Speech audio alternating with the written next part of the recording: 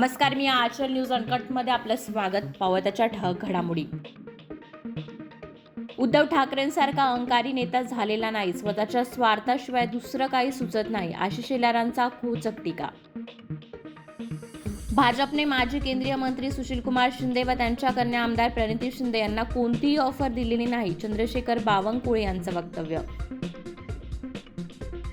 ठाकरे गटाला सर्वात मोठा धक्का. आदित्य ठाकरेंचे सहकारी सूरज चव्हाण यांना खिचडी घोटाळ्याप्रकरणी ईडीकडून अटक.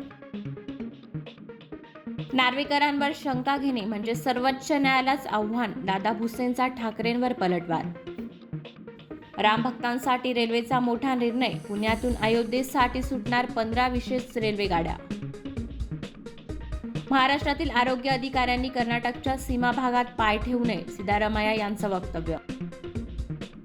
मुंबई विमानतळावर विमानाच्या शेजारीच बसून प्रवासी जेवल्याने इंडिगोला BCAचा दणका. ठोठावला 1,20,00,000 दंड.